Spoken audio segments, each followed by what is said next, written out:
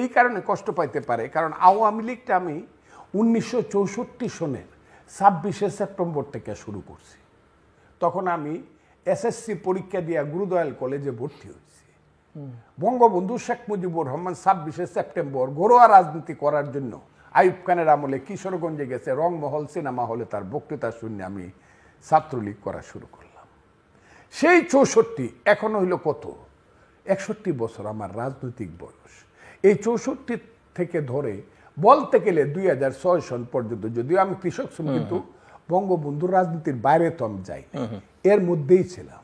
এখন যদি আমি এই 40 বছর আওয়ামী লীগ করিয়া এখন তারা যে বিপদে পড়ছে, এদেরকে যদি বলি, আমি এদেরকে বলি হারামজাদা তোরা কই রে, যখন বঙ্গবন্ধুর মাথার উপরে প্রস্রাব করে তোরা কই থাকস রে ওই হারামজাদারা, আমি এই বকাটা পর্যন্ত তাদেরকে দিই।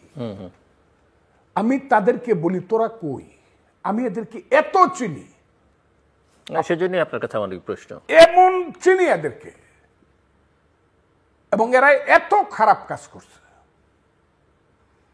যে খারাপ কাজের জন্য ওই যে বলে যা এই ছেলেরা বলে এদেরকে কি করতো, ব্যান্ড করার জন্য আওয়ামী লীগকে ব্যান্ড করে দেয়, নিষিদ্ধ ঘোষণা। আরে নিষিদ্ধ ঘোষণা করতে হইব না, আমি তো বলি ফজলুর রহমান আওয়ামী লীগ 10 বছর পর্যন্ত এই দেশে আওয়ামী লীগের লিখতে পারবে না। কথাটা হইল রূপক, কিন্তু কথাটার অর্থ হইল আমরা যদি বলি এই মিয়া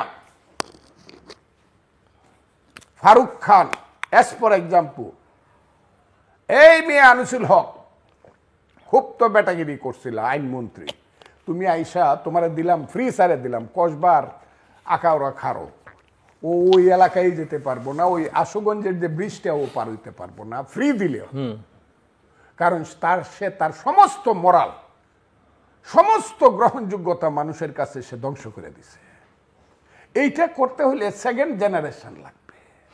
আওয়ামী লীগের পলিটিক্স কিন্তু থেকে যাবে। এর কারণ হইল এই দেশে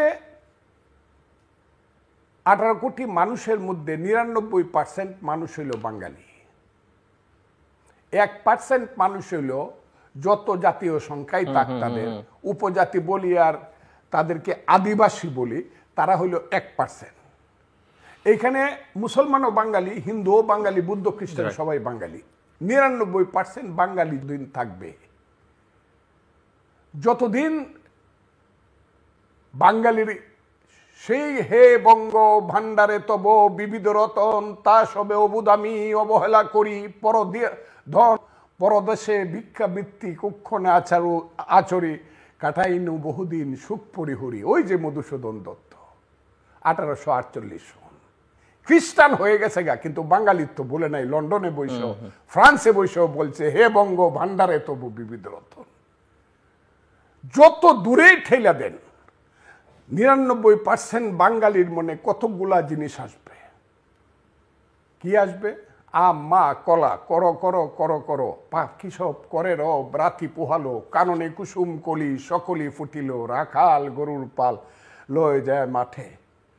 আর বড়ভাবে যদি বলেন বলো বীর বলো উন্নত মম শির শির নেহারি আমারি নত শির, ওই আমি আর বলবো না, শিকর হিমাদ্রির যদি বলেন এই যে গগনে গরজে মেঘ ঘন বরষা কুলে একা বসে আছি নাহি ভরসা রাশি রাশি ভাড়া ভাড়া ধান কাটা হলো সারা ভরা নদী খুঁড়ো ধারা খর পরশা কাটিতে কাটিতে ধান এলো বরসা। অথবা যদি বলেন হাজার বছর ধরে আমি পথ হাঁটিতেছি পৃথিবীর পথে সিংহল সমুদ্র থেকে নিশীতের অন্ধকারে মালয় সাগরে সেখানে ছিলেম আমি আরো দূর অন্ধকারে বিদর্ভ নগরে আমি ক্লান্ত প্রাণ এক চারিদিকে জীবনের সমুদ্র সফেন আমারে দুদণ্ড শান্তি দিয়েছিল নাটোরের বনলতা সেন। এই কবিতাগুলো এই ভাষাগুলো যতদিন পর্যন্ত থাকবে ওই রাজা ওই যে আমি আবার বকা দিতে ইচ্ছা করি দিব না, এই মৌলবাদীরা যতই 21শে ফেব্রুয়ারির মাঠকে ইস্তেমার মাঠ বানায় ফেলুক, যতই শহীদ মিনারে ফুল না দিতে দেখ, চক্রান্ত যতই করুক, যতই 21শে ফেব্রুয়ারির গানকে মানুষের কানে না দেখ, আমার ভাইয়ের রক্তে রাঙ্গানো 21শে ফেব্রুয়ারি আমি কি ভুলিতে পারি, যতই ভুলাইবার চেষ্টা করুক, বাঙালির এই রাজনীতিটা কিন্তু থেকে যাবে। এটা কেউ সরাইতে পারবে না, এইখানে জন্ম নিবে। সো আপনি মনে করছেন এই রাজনীতির জন্য এই রাজনীতি থেকে যাবে। এই রাজনীতি থাকবে বাঙালি মানে জাতীয়তাবাদের যে রাজনীতি এবং মানুষের মুক্তি সংগ্রাম, এই রাজনীতিটা থাকা মানে আওয়ামী লীগ থেকে যাচ্ছে রাজনৈতিকভাবে শুধু থেকে এই রাজনীতি